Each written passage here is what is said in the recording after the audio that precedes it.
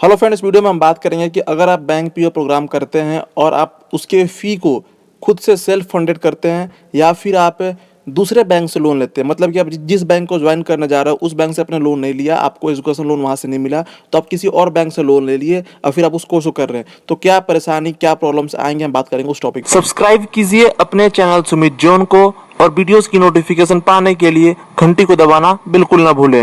Hello friends, मेरा नाम सुमित है और आप देख रहे हैं सुमित जोन। हमने अपने चैनल पे बहुत सारे कोर्सेज को रिव्यू किए हैं। ये वो कोर्सेज हैं जो आपको 100% जॉब दिलाती हैं बैंकिंग सेक्टर में, आईटी सेक्टर में, इंश्योरेंस सेक्टर में, प्राइवेट कंपनीज में। आप जाएं, इन प्लेलिस्ट को चेक करें, आपको वीडियो ज़रूर बेनिफिशियल होगी। हेलो फ्रेंड्स, हमने एक वीडियो अपलोड की है, वो उसके रिगार्डिंग है कि अगर आपको लोन नहीं मिल रहा है, आप लोन सैंक्शन नहीं करा पा रहे हैं, आपके यहाँ सैलरी स्टेटमेंट नहीं है, आईटीआर फाइल नहीं है, तो क्या सोल्यूशन हो सकते हैं उसको। वीडियो की लिंक है डिस्क्रिप्शन बॉक्स में, आप वहाँ से चेक कर सकते हैं। बहुत इंपॉर्टेंट वीडियो है।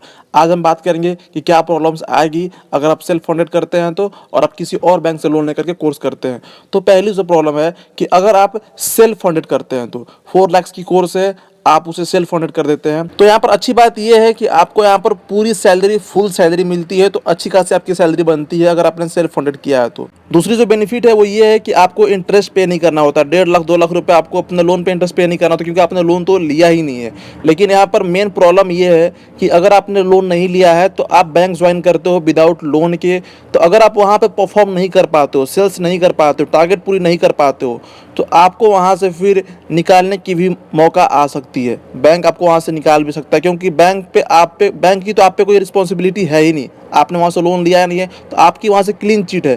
तो अगर आप वहाँ पर परफॉर्म नहीं करते हो, सेल्स नहीं करते हो, तो आपकी इंक्रीमेंट, आपकी बोनस आपको ईयरली नहीं मिलेंगे। वो सब कुछ डिपेंड करता है आपके परफॉर्मेंस पे, आपके टारगेट कंप्लीट। तो अगर आप वो सब कंप्लीट नहीं कर पाते हैं तो फिर आपको वहाँ प्रॉब्लम हो सकता है आपके जॉब में, वहाँ से आपको निकाला जा सकता है, तो आप वहाँ से निकल सकते हैं। बट वहीं पर कोई बंदा अगर लोन लिया हुआ है तो बैंक की उस पर रिस्पॉन्सिबिलिटी है कि अगर बैंक उसे निकाल देगा तो फिर उसकी लोन की रिकवरी कहाँ से हो पाएगी। तो मिनिमम वहाँ पर 5 साल तो रह जाते हैं जब तक आपकी लोन चलती है। बट यहाँ पर मैं आपको ये बिल्कुल नहीं कह रहा हूँ कि आप लोन लेकर कोर्स कीजिए, आप सेल्फ फंडेड भी कीजिए, लेकिन आप वहाँ पर परफॉर्म कीजिएगा, आप वहाँ पर अच्छी टारगेट पूरी कीजिएगा। ये आप खुद के लिए कीजिएगा, आपकी ग्रोथ होगी, आपको इंक्रीमेंट मिलेगी तो आपका अच्छा ग्रोथ होगा।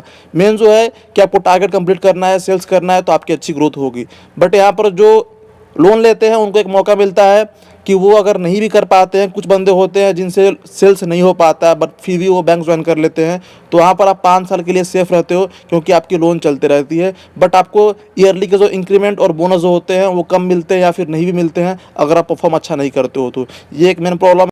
अब हम बात करेंगे फ्रेंड सेकंड प्रॉब्लम की। वो ये है कि आपने एग्जाम क्लियर किया, इंटरव्यू क्लियर किया, बट आपकी लोन सैंक्शन नहीं हो पाई, क्योंकि वहाँ पर उनको चाहिए सैलरी स्टेटमेंट, वहाँ पर चाहिए उनको आईटीआर फाइल। तो जिनके पास ये सब होता है उनको लोन इजीली मिल जाता है, बट जिनके पास सैलरी कम आती है, आईटीआर फाइल कम होती है या फिर नहीं होती है बिल्कुल भी, तो उन्हें लोन नहीं मिलता है। तो अगर इस केस में अगर आप लोन ले लेते हैं कहीं और बाहर बैंक से, आप फिर कोर्स ज्वाइन करते हैं, तो यहाँ पर क्या प्रॉब्लम आएगी।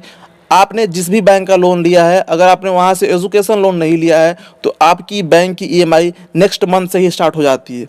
तो आप में वो कलीवर होना चाहिए कि आप उस बैंक की ईएमआई मंथली पे कर देते हैं। बट अगर आप एजुकेशन लोन लेंगे, आप जिस बैंक का कोर्स करने जा रहे हैं, अगर आप वहाँ से एजुकेशन लोन लेते हैं तो आप जब तक आपकी फुल सैलरी नहीं मिलने लगती है 1 साल 1.5 साल बाद, तब तक आपकी लोन की ईएमआई कुछ नहीं कटती है। आपकी जब फुल सैलरी स्टार्ट हो जाएगी तब आपकी लोन की ईएमआई कटती है। तो ये एक बेनिफिट है अगर आप जिसका कोर्स कर रहे हो, अगर वहाँ से लेते हो तो।